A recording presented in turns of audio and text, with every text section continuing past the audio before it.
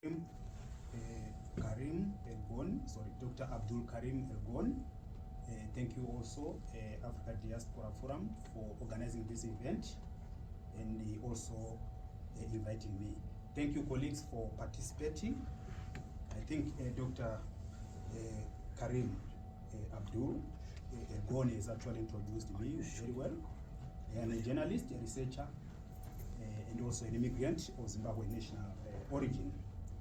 In 2022, we carried out a research with the Xenophobia Media Network covering the period from January 2021 to January 2022, where we were analyzing articles published by the Daily Sun electronic newspaper during that period on international migration.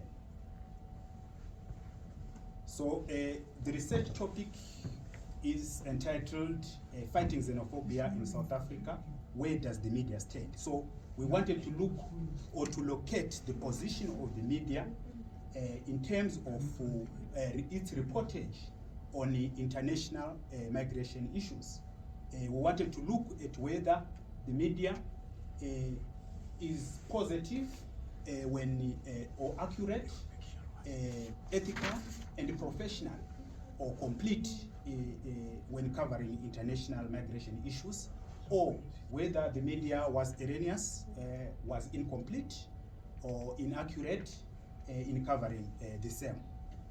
We wanted to see if the media stood on the side of humanity, or if they stood on the side of capital or on the side of profit in this global political economy.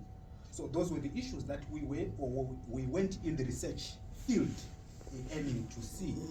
So we were analyzing the headlines, the captions, also the images and the content on the or written by freelance journalists and they also published on the online newspaper of the Daily Sun. So this research was actually within context, and actually it was really justified. We see a lot of rationale in carrying out that research. There is a lot of rationale and also justification for us to attend this event, in the sense that issues of international migration, they are very critical and very important, both to national governments and also the international or the global community. As we all know, colleagues, the South African government is actually signatory to both regional and international protocols on the rights of refugees and immigrants. Just recently, we understand that the South African government actually signed the National Action Plan to combat racism, racial discrimination and xenophobia, as well as related intolerances. But on whether there is political will to achieve that is what we can discuss and argue on. At also international level, we also understand that there are actually a number of forums, and global forums, that aim also to combat discrimination and exclusion of international migrants by locals and also by governments in different countries around the world. For instance, we have the objective 1733 of the Global Compact that actually appeal to stakeholders to be inclusive and also to come up with initiatives and measures that will ensure that we, including the media, stakeholders such as the media and other players, including the civil society and government departments, they actually come up with initiatives to eliminate all forms of discrimination against immigrants and refugees. We also have the Global Forum on International Migration and Development that took place in Belgium in around 2007. that also underscored the need for stakeholders to come up with effective initiatives that will ensure that xenophobia and the actually discrimination of immigrants is kept once and for all. We also have the Global Commission on International Migration that also appeals to stakeholders also to come together, stakeholders including the media, to come together to combat xenophobia. So there is a lot of effort, and recently actually we have quite a lot of movements and also platforms that and forums that have organized to say let us say no to xenophobia and all forms of discrimination against international immigrants. So there is a lot of effort by national governments and also at international level to see at it how then best to combat xenophobia. But as I said, the political will of that is what we can discuss and actually argue to see whether that has been achieved. Also on the side of the media, there's a lot of calls and appeals from, for instance, the Principle 7 of the International Federation of Journalists Code of Ethics also appeal to journalists to be responsible and ethical in their reportage. We also have the Principle 3 of the South African Union of Journalists Code of Ethics that also call for journalists within South Africa and even beyond, international journalists who report on different bits or themes in South Africa to say they must actually mind their language, they must at all costs avoid erroneous, inaccurate, incomplete and unanalytic media coverage. We also have the South African code of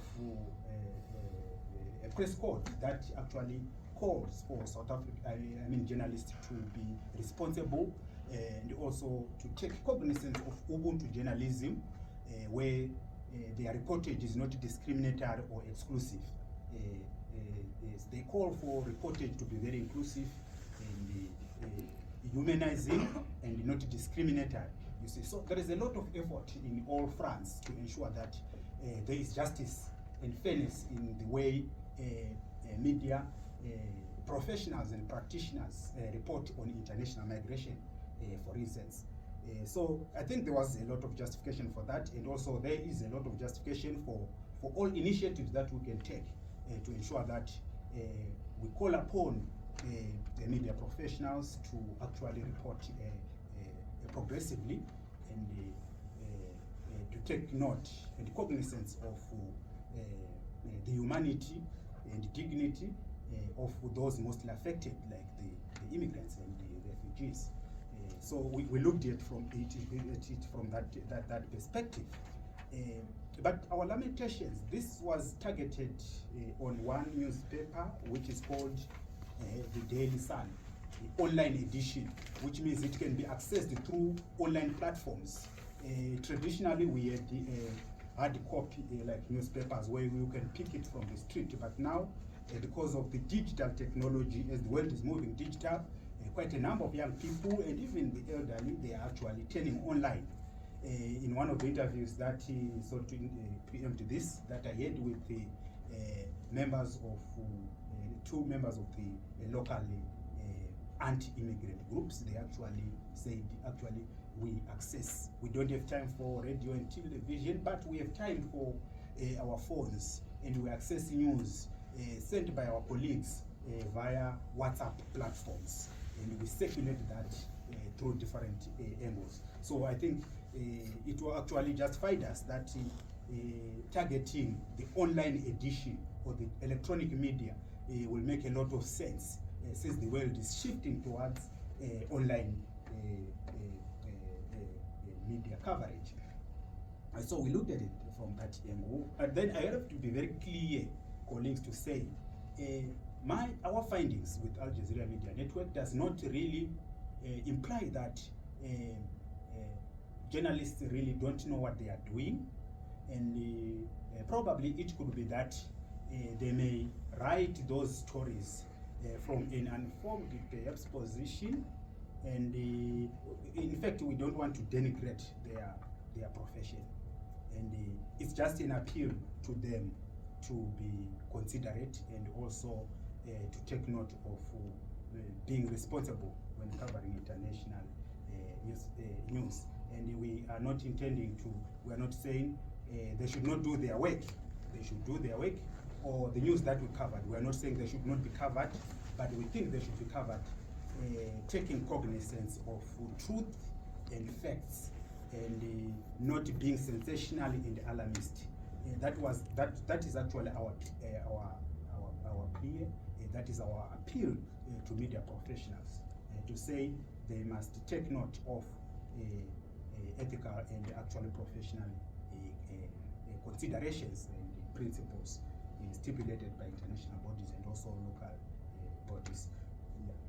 So, yeah, actually the research took about 8 months. So, like what I said, we analyzed articles like images, like headlines in this newspaper, also captions, as well as content that we saw online. So we were actually searching that through the Google search platform. Right. So it was actually an interesting time for us. Right. So I think it is very important at this juncture, colleagues, to know the role of the media and how powerful the media can be in terms of shaping perceptions and the views of people around the world. If we look at what happened in Germany, actually the Holocaust in Germany, we understand that propaganda radio stations actually were publishing and airing hostile propaganda against other racial groups like the Jews, and that actually worsened the persecution and the bloodshed meted upon this group of people. We also see the same event developments in Yugoslavia. We saw just recently, 1994, in Rwanda, how the media really contributed to the massacre of about 1 million people of Tutsi ethnic origin and moderate Hutus. So we have radio, television, Libre, this is a French word, Colin, as well as Radio Rwanda, as well as the what do you call it, the newspaper Kanguru. These three media platforms played a very critical role in terms of contributing to the massacre of about 1 million people of Tutsi and moderate Hutus.